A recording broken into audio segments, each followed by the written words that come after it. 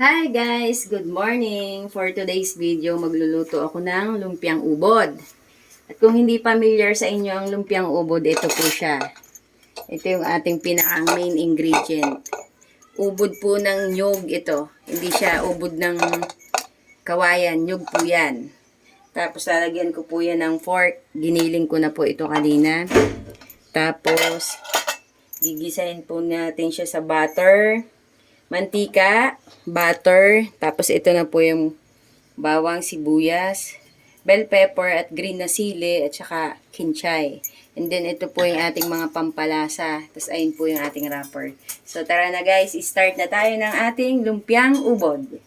Maglalagay tayo ng mantika. So kunti lang kasi lalagyan pa natin ng butter. Buksan natin yung apoy. Tapos, ilagay na natin yung ating butter. Uy, matalsik.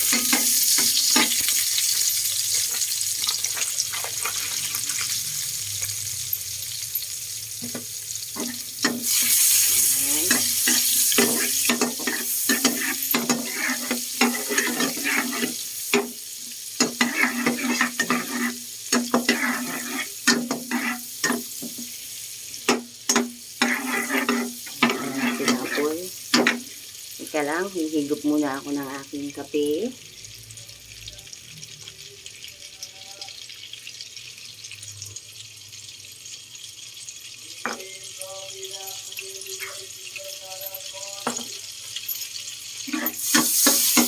Ilagay na natin ang ating baboy. Giniling ko po ito kanina. Inuna na po natin yung baboy bago yung mga bawang sibuyas. Kasi pag inuna po natin yung mga bawang sibuyas, masusunog na pait. So, isangkot ka muna natin yung baboy dito. Kasi papait po agad yung bawang at sibuyas pagka masunog. Kasi kailangan luto na muna yung baboy. Pag nasangkot siya, nasaan natin siya isaside. Tapos, natin iano sa bawang sibuyas. Then, maglagay tayo ng bell pepper, paminta. Ito si Mr. Suabe. Lagyan natin ng paminta.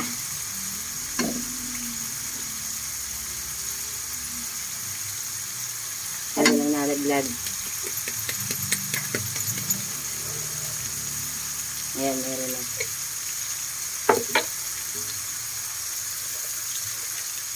Maglagay tayo ng konting asin. Kasi maglalagay pa tayo ng nor, aalat. Konti lang muna.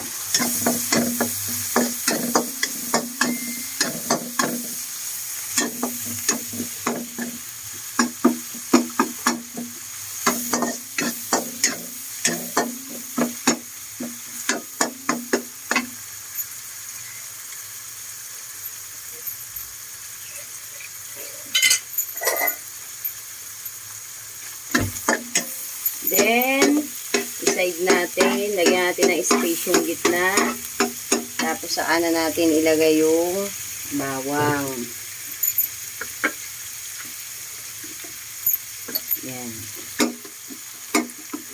Bawang. Hintayin natin mag-konti ng brown ng konti. Saan natin ilagay ang sibuyas.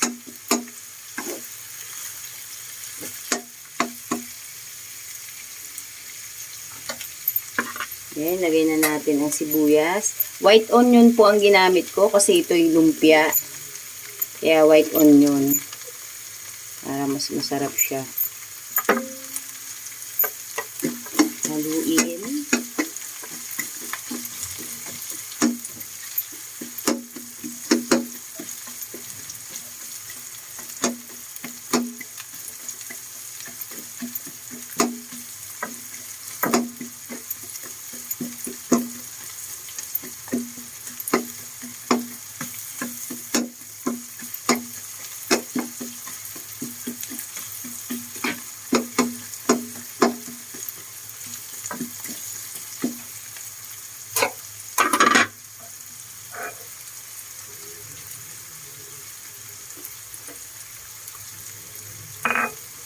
Then, pwede na nating ihalo pati yung pork.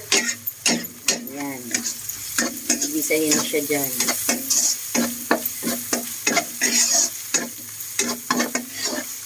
Ano diba? Ang ganda niya. Giniling ulam na. Tapos, ilagay na natin ang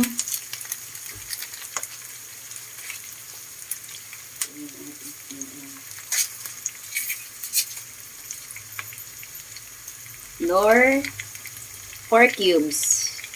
Pangpalasa.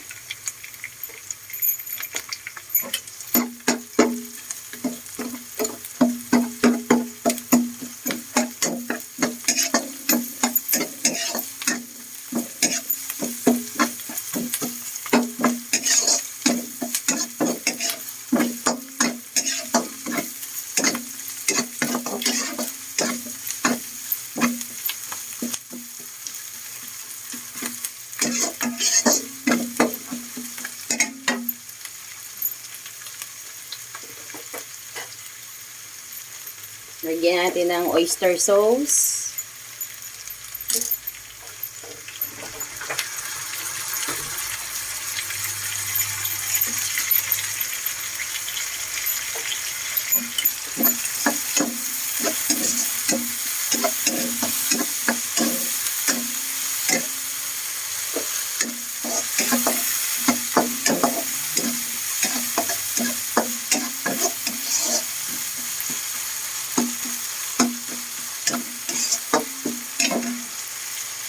And then guys, ilagay na natin ang ubod ng nyug.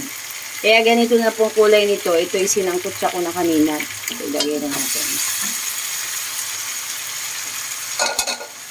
Haluin.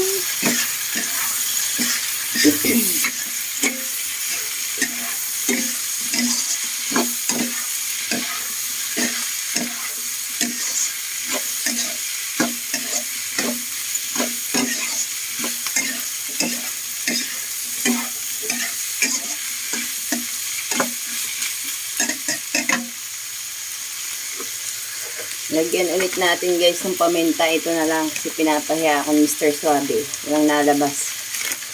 So, dito na lang ako kukuha.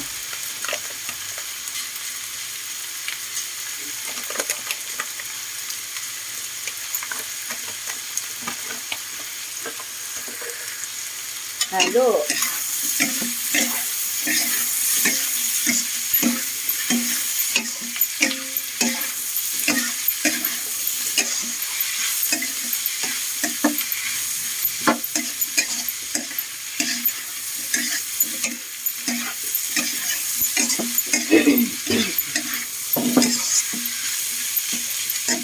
Tapos, ilagay na natin ang bell pepper, sili na green, at saka yung konting kinchay.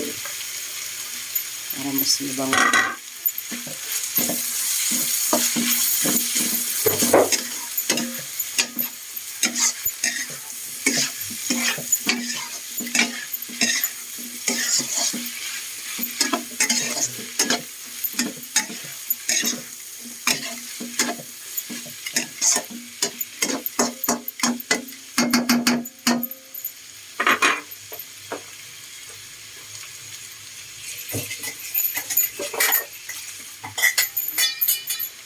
Takpan muna natin guys ng saglit lang 5 minutes. Guys, after 5 minutes, ito na. Ayun na ito. Kasi kahit hindi mo siya masyadong lutong-luto ito guys, kasi babalot pa natin sa wrapper to kasi nga lumpia. So, lagyan natin ng konting pampabango. Tapos, natikman ko na siya guys. Malasang-malasa na siya. Yun na yung ating ano. Ayan na. Ang ating lumpiang ubod.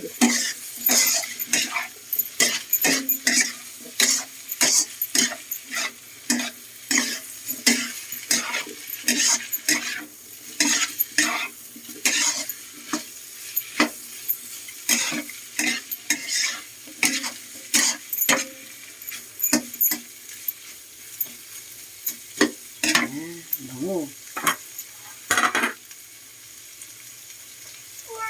So guys, okay na yan kasi ibabalot pa natin sa wrapper yan at ipiprito pa. Kaya okay na yung luto na ganun. Luto na rin naman siya.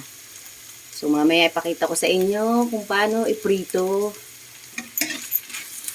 na nakabalot na siya sa wrapper. Guys, lalagyan ko nga po pala siya ng peanut butter. Ito.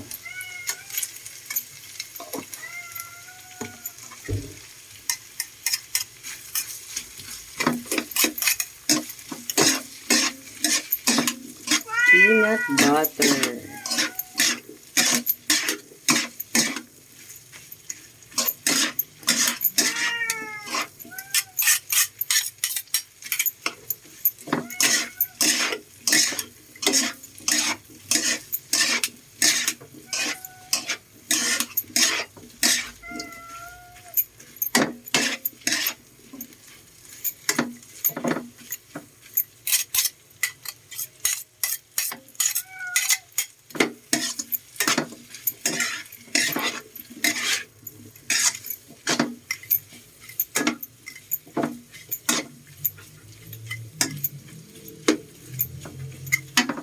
So, okay na guys. Titikman ko na.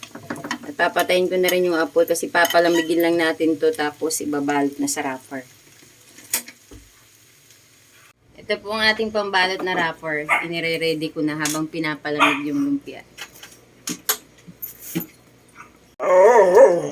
Ito na guys yung nagawa ko. Oh. Yung iba inulam na hindi na ibinalot sa wrapper kasi luto na rin naman yun. Ayan. So, magpiprito tayo ngayon ng ilang peraso para tikman natin kung mas masarap siya pagka naprito na or kinain na ng hindi pa binalot. So guys, gagawa naman tayo ng sauce ng ating lumpia. Inilagay na ako ditong 2 kutsarang soy sauce, toyo. So, lagyan natin ng ketchup. Dito ko siya titimplahin. 2. Yan. Ketchup.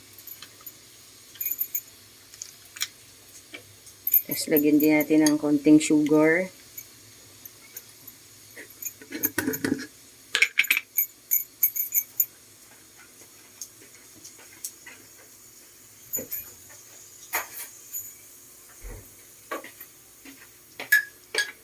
Lagyan natin ng sugar kasi mayroong sili. Para hindi siya sobrang anghang. And then, lagyan natin ng tubig.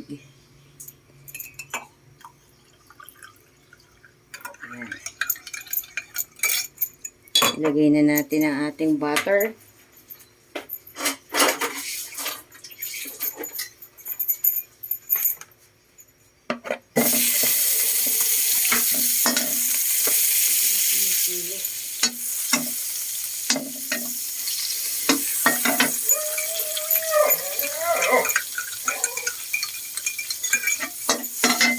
Lagyan natin ng pampalapot.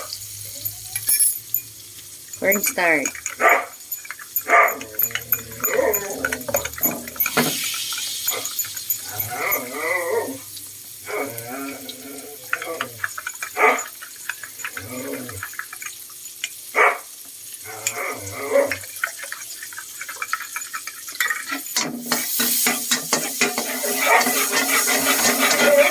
Lagyan natin ang ating sibuyas.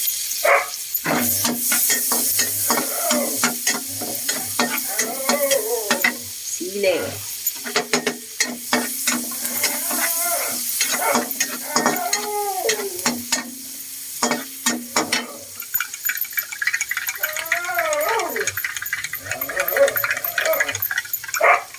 Sunod natin ang ating ginawang sauce. Paluin na natin. Lagyan natin ng paminta.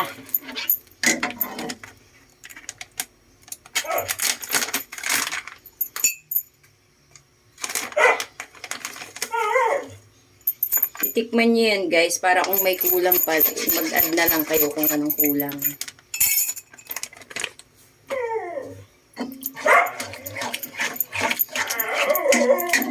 Medyo lumalapit na.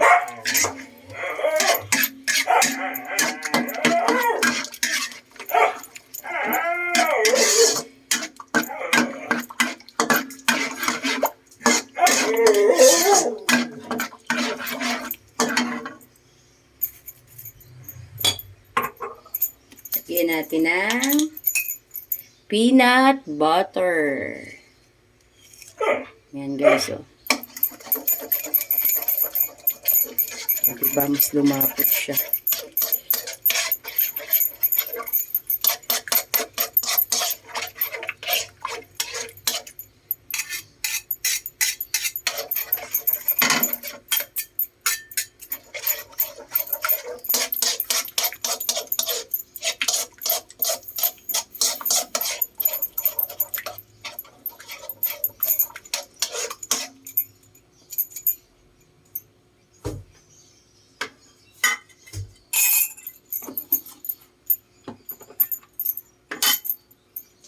Kumukulo na. Lagyan natin yung konting asin.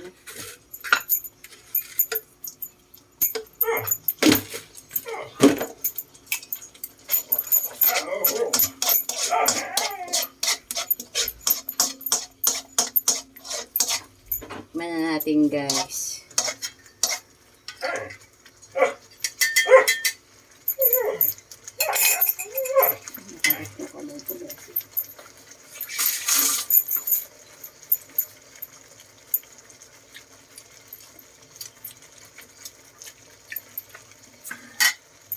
Okay na siya. Sakto na yung konting tamis. Tapos may spices na kaunti. At malasa na.